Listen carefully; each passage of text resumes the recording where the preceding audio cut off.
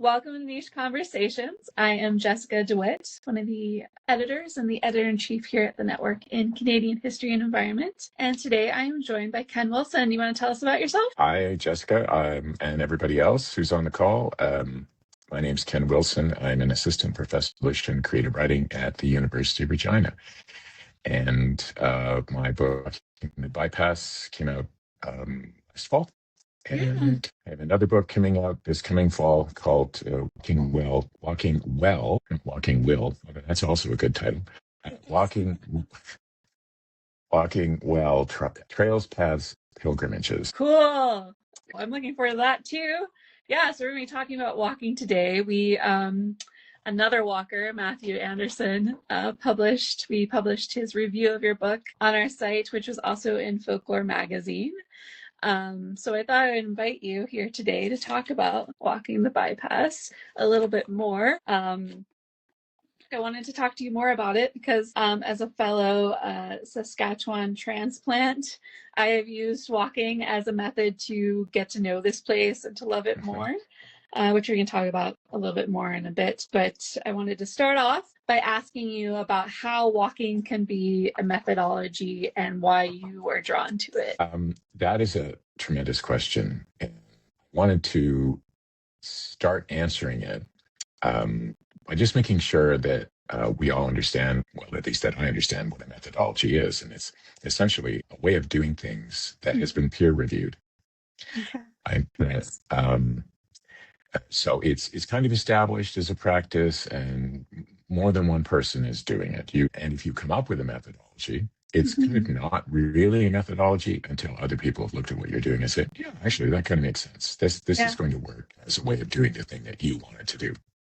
So I needed to come into my office today because that's where all my walking books, or some of my walking books, are. Yeah. And I pulled a bunch off the shelf just to think, okay, so look at all of the different disciplines in which walking is a methodology.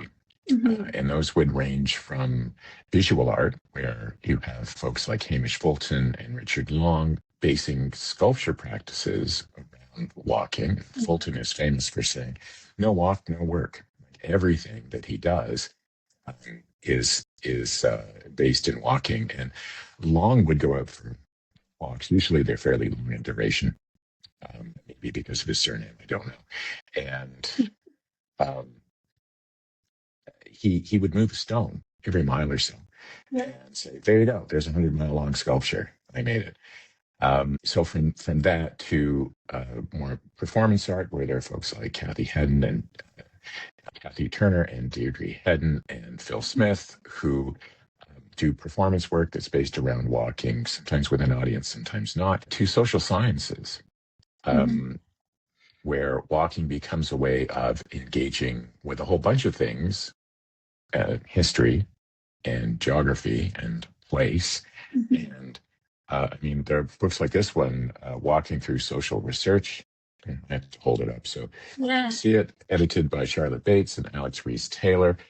Or, I mean, this is a really fascinating one, William Helmreich's The New York Nobody Knows, where he, over 9 years, walked 6,000 miles in New York City, every single street. And he was a social scientist of some kind, a sociologist. And that became like his weekend project, but also became, I mean, it becomes an accepted kind of methodology. And then there are just simply writers, Nan Shepherd or Raja Shahada. I'm just looking, Ken Ilgunas, John Terpstra, who's Canadian. Parts of his book, Daylighting Shadok, about Shadok Creek in Hamilton, and sometimes he's, I guess, because it's a creek, sometimes he's on the water, but often he's walking beside the water, right? Or sometimes walking in the water. So there is a huge body of work in a bunch of different ways of approaching the world that uses walking. And so walking the bypass, it seems strange if you're coming to it for the first time and you're saying, well, what are you studying a highway by walking for? This is really weird. But other people have done it, right? And in the book, I mentioned a couple of inspirations. One, John Davis, who wrote a book called Walking the M62, which is kind of published on demand. He walked across northern England following alongside, as close as he could get, the M62 highway from, I think, Leeds to Liverpool. And Ian Sinclair, whose book, London Orbital, about the M25 highway that surrounds London. And in both cases, they can't walk on the highway itself because highways in the UK have no shoulders. And so it would be like, well, you wouldn't last very long before you were hit by what they call a juggernaut or an HGV, right? What we would call a semi. The difference is that in Canada, we have, and the bypass, the Regina bypass, has incredibly generous shoulders. So it was relatively safe as a place to walk. In fact, that highway is used a lot by cyclists it's a 44-kilometer ride around the city. So I would see people come on and they would pass me, and then I would see them later on as they turned around and came back to, get close to 100 kilometers for their day. So there is all of this thinking about walking as a way of exploring place, of exploring a whole bunch of different things. I'm really curious to know about your pandemic walking project, and I don't know if you want to say anything about that. Sure. I grew up in the Pennsylvania woods, like in the middle of nowhere as an only child. So like walking the land and knowing it intimately was just like something that was very innate in my being.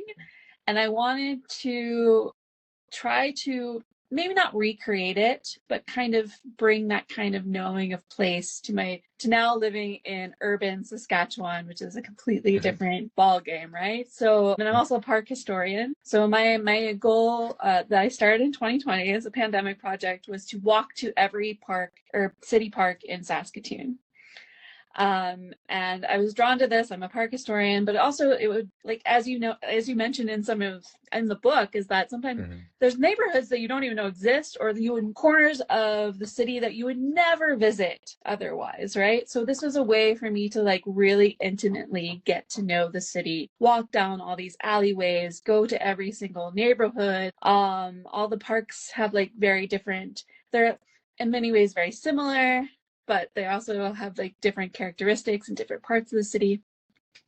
So I started that, and I got as far as, so for those who don't know Saskatoon geography, there's a river through it. So there's East Saskatoon and West Saskatoon. And I live on West Saskatoon.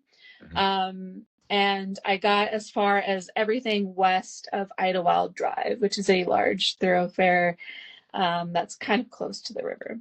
It's about 50-ish parks. And then I entered the second trimester of my pregnancy in the December 2021, and it's been on hold since then. First, because I was for a while not physically able. Secondly, now that I'm a parent, having 3, 5, 6 hours of time where I can just go out and walk is impossible. And then also, like, it's not the kind of walking that you can really bring a kid on. You can't just bring a stroller down the alleyways. So it's been on hold. But I hope to pick it back up at some point and do the rest. I'm also moving to the east side of Saskatoon in a month. So with a little cheat code, I can get closer to the east side parks.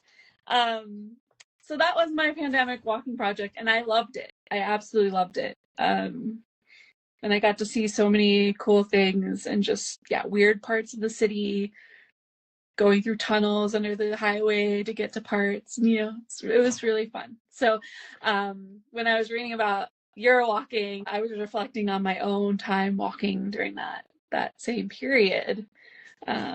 So. And at that point, everything would have been, swathed in caution tape. You went to a park. Yes. I remember walking by parks and think it looked so otherworldly that the notion that you weren't allowed to touch anything just in case you didn't know, this was a new virus and nobody understood how it worked.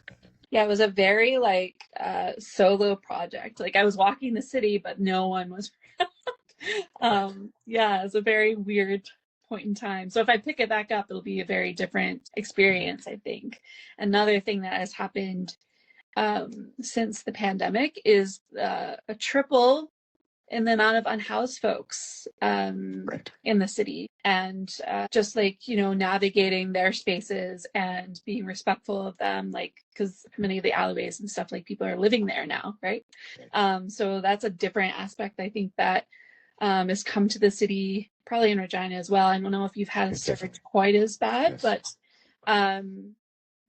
yeah, just thinking of like when I do pick up the project again, how it's going to be different. So yeah.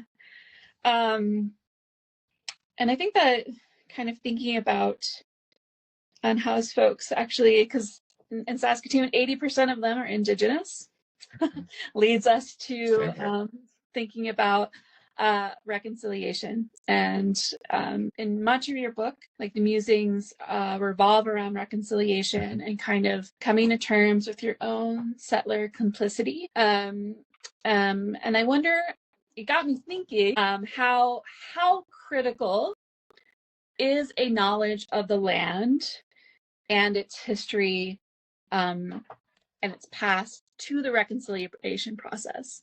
Like, is it possible to reach reconciliation if the majority of white folks don't have this experience or knowledge? I don't really think it is, but I also think that's only half of the picture. The other half would be actually getting to know, Indigenous people, which wasn't really possible during the pandemic because we weren't. I mean, this came out of my PhD work, and our instructions were very clear. For the duration of the pandemic, you may not do research with other humans. So everything stopped. Yes. The book I'm working on now will involve talking to people. That's sort of fundamental to that project. All I've done so far is write grant proposals, but yes, this summer I will actually start talking to people, and I'm really looking forward to that. So all of the walks and itself, they are very solo. I mean, I do see people from a distance, but, similar to what you're doing. So that half of it, or what you were doing, that half, the part where connecting to Indigenous people, that didn't happen. All I had available was the notion of coming to understand something about the land. And I do think that is absolutely necessary.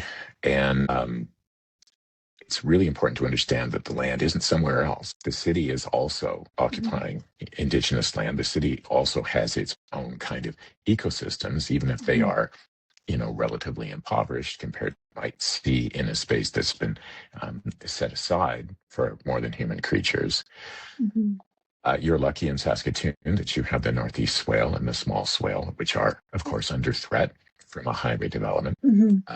But you also don't have to go there. When you're walking down the sidewalk, you are in you're still on the land. And even if that space is relatively rural, it's defined by disturbance, it appears hostile to life, but all kinds of things are living there nonetheless. I'm thinking of a person last week in Edmonton, Dwayne Donald, he's a NiCHE man. He's from Fox Chase First Nation in Alberta. And I quote him in the book because he wrote this wonderful essay about walking on the land and coming to understand one's relationship to land as a kind of precursor for settler decolonization or reconciliation, however we want to frame that, whatever language we want to use. I tend to stay away from reconciliation. It feels like something the federal government is using. And there are questions that people have raised. My colleague David Garneau, for example, he says, well, it suggests going back to something, but that something probably never existed. He would probably throw that sentence. And it's not just Dwayne Donald. Other Indigenous folks I've had the privilege to walk with, Louise Heff, for example, the poet who lives near Saskatoon.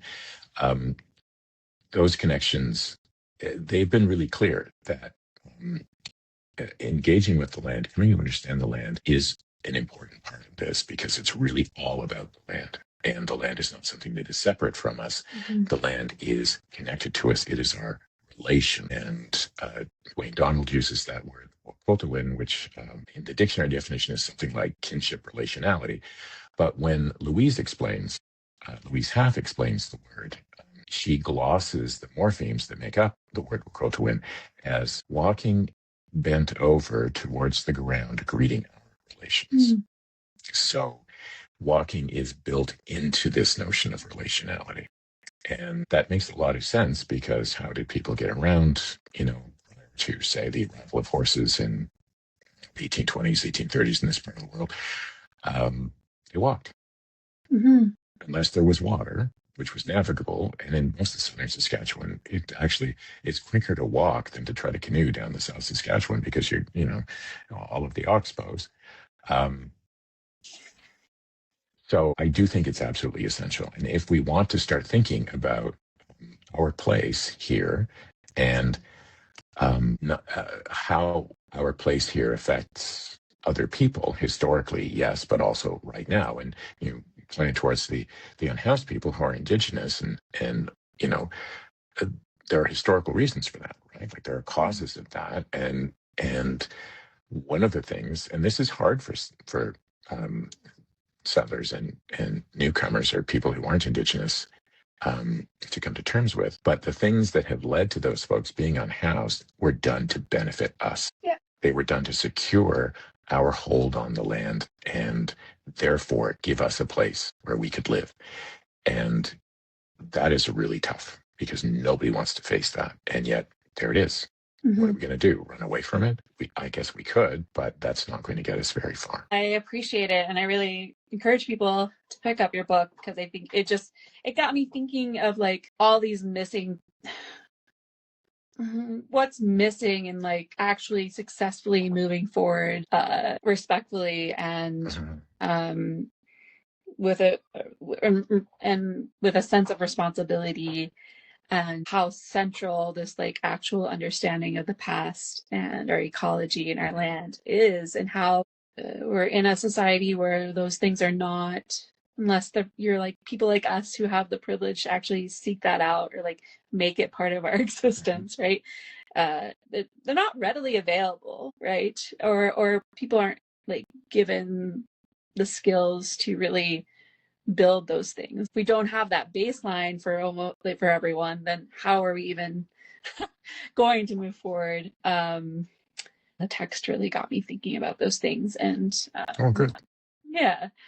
I mean, I don't have answers. If I did have answers, I would, I probably wouldn't be teaching English and creative writing. I'd be doing something else, right? But the questions are valuable to ask, because if we ask the questions often enough and long enough, we're going to come up with answers. And the most important thing, I think, about asking those questions is to listen to the responses we get from First Nations, Métis, and Inuit people, because they have some clear thoughts about this, and they deserve to be heard. Absolutely. Thank you again for that. So another idea that I think runs through the book, that I found really interesting, and one that I hadn't really grappled a lot with, is this idea of a non-place. Mm-hmm. So I was wondering if you could tell us, what is a non-place, and then if you think that you successfully transformed the Regina bypass, which many would see as a non-place, into a place, through the experience of your trek or journey. The notion of non-place comes from a French anthropologist named Marc Roget, and in a book called Non-Places Towards an Anthropology of Supermodernity, he talks about non-places as locations where we don't have any connections, we don't have any relationships to them. So highway is a paradigmatic example of a non-place. Fast food restaurants, because they tend to be the same everywhere, and their uniformity means that we don't connect to any specific iteration of a fast food restaurant. They're just all the same. Airport departure lounges, non-places are defined by text, oddly, in front of signs. So when you're on the highway, you are told where to go, or how far to get to the next place, right? Because it's when you're driving down highway, typically your place is your car. And the car is moving through just this kind of absence. You might look out the window and see horses or something, or cows. You say, oh, cows. But typically, the engagement is really not there. It's like being in an airplane and flying to England or something, and you are essentially in suspended animation. Like the what's outside the aircraft is nothing to you. You can look at it out the window until the flight attendant comes and tells you to shut the shade because you're bothering people.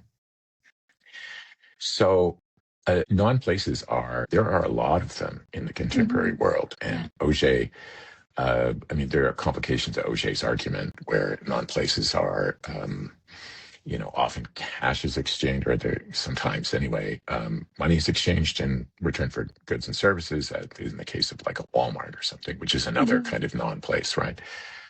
And the Regina bypass is absolutely a non-place, partly because very few people go there. The highway is underutilized. Yes. Partly because it's a highway and people are not spending time there getting to know it. They are simply moving through as quickly as possible. Walking can, I discovered, turn a non-place into place, but only temporarily and only in a limited way. There is, I think, about maybe a 3-meter circle around us as we are moving on foot through one of these non-places. And in that 3-meter circle, and maybe it's bigger sometimes, maybe it's smaller, where we can have a sensory experience of where we are. So I'm thinking of Yves Tuan, whose book, Space and Place, Place and Space Towards Something of Experience. The perspective of experience, I think, he makes a similar argument, but he doesn't use the word non-place, that as you are moving slowly through a place, you begin to apprehend its characteristics with your senses. So it becomes a phenomenological experience in which you see things, and that's our most salient sense. But you will also start to hear things. You smell things. You feel things, right? The wind or the rain, or even just your feet on different surfaces will have different kinds of sensory experiences, right? Fine gravel is one thing. Coarse gravel is something else. Great big rocks you can definitely feel that through your shoes. And all of that means that you are developing some kind of sense of what that location is like. And you might even be developing a relationship with that place, even if it's temporary. You even taste things sometimes, and sometimes that is unfortunate because you might be like the taste of diesel exhaust, for example, or if a fairly relatively large mammal has been killed. Something I didn't see a lot of when I was walking on the bypass, because very little lives in canola fields and barley fields around the highway. But then as you walk past that, the body of that creature, you get that taste of decay in your mouth. Like most of the tastes are unpleasant, but nonetheless, they're there. And I suppose you could chase them away by, plucking a piece of grass or something from the side of the road and chewing on that. That might be also maybe sprayed with something that you don't want to ingest. So you have to be really careful. Yeah. All of that, to me, suggests that these non-places can become places. Not for very long. And they sort of turn back into non-place as you move through them. And yet, I did return last fall with Regina filmmaker Mark Wehak, who's working on a project about walking. And we went down to the bypass and walked for a couple of kilometers on it. And I didn't actually remember those specific locations, but I remember the experience much more vividly of walking alongside that highway. And the placeness came back more quickly. So maybe through repetition, I didn't typically repeat the walks that are part of the book. It's it'll be 6 years this September, as I walked on Labor Day weekend. I haven't repeated the journey. Maybe I should, because maybe I will learn something new. Maybe I will remember things differently. That is certainly, it's something I've considered doing. It was in many ways, not that pleasant or enjoyable. It's not like walking in a place that invites you in. Yes. The shoulder of a busy highway is a place that pushes you out. You're not supposed to be there. It doesn't want you there. It's designed to prevent you from using the space in that way. It's another thing O'Shea talks about, right? That the Althusserian notion that you're a bad subject if you disobey the injunctions on the signs. If you're using the space the wrong way, then, you know, not so much here, but if I tried this on a 400 series highway in Ontario, for example, the OPP would stop me. And Yes. because you're not allowed to be a pedestrian there for your own safety, and which makes perfect sense. That's not the law here. So the CMP, whoever's responsible for policing the Regina bypass, they would leave you alone. Well, that's weird. But Yeah. I actually had that experience once when I walked to Wood Mountain in 2018. I saw one Mountie on Highway 13 between Assiniboia and Limerick, and his head swiveled, like his jaw dropped in shock. Like, what on earth? That's it. That's, you know, makes sense, right? Like, yes, exactly. What on earth? What are you doing out here? You're using this highway the wrong way. You're not supposed to be. And if you're hitchhiking, you're supposed to be on the other side with your thumb out, right? And you're not doing that. So I don't get what your game is here, mister. But none of that transpired because he kept on going. It's, there's no time to stop and have a chat with some random weird. Yeah, and you talk a bit about in the book how, like, certain people can do those kind of transgressive things, whereas if you were a black man walking down the highway or a indigenous man, that may not have been. It would be a different, it would be a different story for sure. There are, we don't have to go too far to find cases of that, right? Like J. Drew Lanham, has written about being a black bird watcher. And around the time that I was doing these walks, it was also the Black Lives Matter movement. And there was so much attention to the way that when black folks in the United States, but also here, using public spaces in a way that follows the rules, right? Like going to a park and having a barbecue. Yes. Someone phones the police claiming that there's, some horrible thing happening. And other cases, and I talk about these in the book, where Indigenous folks are walking down a grid road and have guns pointed at them because the figures, they're not supposed to be there. Well, it's public highway, man. Like, anybody can use it. You don't get, you might think that you get to police the space, but you really don't. Unfortunately, they do, because then when the police arrive, they don't charge. Pointing a firearm at somebody is assault. In that case, the farmer was not charged. It's just sort of, this is really unacceptable. And it goes back to your second question, right? Like, what can we do towards reconciliation? Well, here's the thing. We can stop pointing guns at people just because they're, in that case, the one was Métis. That's something we could do. The other thing that sits behind this book is the killing of Colton Boushie in 2016. That's something, we don't have to do that, right? We could not shoot people because they have to be in our yard. Whatever those folks were up to in the yard, if they were trying to break the law, we don't know. But if they were, the law they were breaking was not a capital offense. We don't have those in this country. We don't have a law that says, it's your castle, you can defend it. This isn't Florida. By virtue of my background, my pigmentation, my gender presentation, I can do these things. And in an ideal world, anybody could do these things if they wanted to. And often when I sign the book, I will, scribble on the front page something like, do not attempt. Like the disclaimer you get in an ad for automobiles, right? Professional driver, do not attempt. And I'd always think, like, don't do this. Just, you read about it.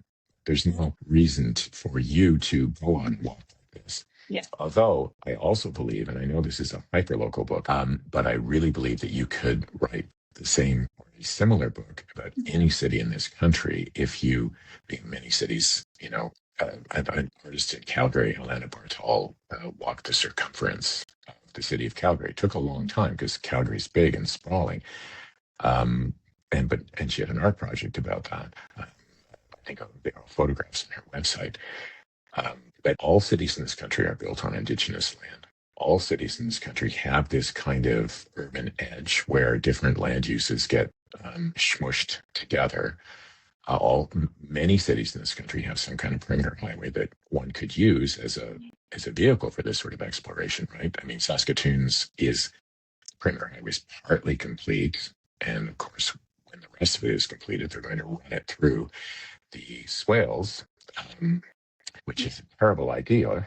I mean, we should have a conversation about that since you're a park historian, because that's one of the things that's going to be in my third book. Is because I've been to the swales, I've looked at them, I've been trying to follow this, but it's hard to figure out. Like, this is supposed to be a national urban park, but at the same time, you want to run a 10-lane highway through it. And in what universe does Saskatoon need a 10-lane highway? Doesn't. There's no traffic in the city. It's like everything runs smoothly right now. Sure, you want to get the traffic off that, like, what, there's 3 kilometers on 51st where suddenly Circle Drive. Okay, maybe you want to, but you could go around the swales. Right? Yes. You could purchase some farmland rather than destroying grassland habitat that Saskatoon is unbelievably lucky to have. I mean, I quote a fellow that I met in the epilogue to Walking the Bypass, who said he was a newcomer, I'm guessing from his accent, and he said, "This is the best thing about this place. This is so amazing. I love coming here." I said, "Well, enjoy it while you can." It hasn't come up that much. I'm on the Meewasin Conservation Advisory Committee, but we haven't talked about it yet in the year I've been on. But I'll be on at least another 2 years, so we'll see. That's a travesty, really. It's going to take time, right? They're not breaking ground tomorrow, but I see there's more planning and more consultations happening. I'm reluctant to weigh in because I don't live in this city, but so I would assume that once they see my postal code, they would just like discount what I have to tell them. But it is really stupid. And it's unfortunately the folks who run the province of Saskatchewan, because highways are a provincial responsibility. Their thinking is rooted in the 1950s. When these kinds of, let's stimulate the economy. I know we'll build a highway. Well, there are other ways to do that. Or now we'll build a data center, which is essentially a digital highway, right? The data center in Sherwood came in my mind when I was reading your book as well. It makes an appearance in the book that's coming out this fall. Okay. Yeah, because I walked there with a handful of us walked down there. I fortunately underestimated the distance. I thought, it's only because Google Maps told me it was 2 kilometers. Speaking of data, right, we're all looped into that one too, whether we want to be or not. And it was more like 4, and somebody had, sandals, shoes, and it's a grid, so it's all gravel. I ran out of time. And it's going to be huge. It's an entire section of land, 160 acres, and it's going to have its own power plant once it's up and running. And they chose it because it's right next to a power substation. But that's not going to be enough. And it's going to use something like 10% of all the power that's generated in this province, which is, of course, generated by burning coal, because we've told the federal government, that we don't care what the rules say. We're just going to keep burning coal, and you can't stop us. This is all thinking rooted in the 1950s. Even the utilities' decision to invest in nuclear reactors, right? That's the dream of 1955. We know now that they are incredibly expensive, and nobody knows what to do with the waste 70 years later. And there are other ways of doing this that make more sense, that are cheaper. Right? Like solar is so cheap that you can, it's hard to make money on it because it is so cheap. Yeah. And there's so much of it. There's battery storage that can get expensive, but there are ways to do it. How sad. And the Regina Bypass is part of that. Right? That here's an economic development project that, as far as we can tell, nobody really thought about whether this highway was necessary. There are other ways you could have got traffic to the global transportation hub. And I'm a little mean to the global transportation hub in the book, but it seems to be catching on a little bit. Yeah. Some of the spots that were empty are now full. Okay. So maybe I'm wrong about that. But the province abandoned it almost immediately. because they said, oh, wow, we shouldn't be in the business of doing. Well, if it takes a generation to develop this kind of facility, and the only entity that can really do that is a government. Everybody else is thinking about the next quarter and how do we tell our shareholders in 3 months. Yeah. The timelines are so mismatched, but that public investment has to make sense. You can't just say, oh yeah, let's drive a highway through it, because that highway may or may not be necessary. And just because the highways department says it is, I mean, based on what? Have they actually done a study about how much traffic there is? Are they assuming that in 50 years we'll still be driving automobiles? Because we might not. Yeah. You know. I think that's really a strength of the book, is that you interweave all this like provincial and municipal government stuff in with the history and the embodiment of walking. And I think it's just a really rich text. And I just want to reiterate that I really enjoyed it. And I suggest everyone pick it up. And I could talk to you forever about this. There's so many other things I want to talk about, but I suppose we should wrap it up. I will be going up to Saskatoon to talk to people about this new research project. Thanks so much. Yeah. Thank you. Okay. Take care, Ken. Talk soon. Okay. Thanks, Jessica. Okay. Bye.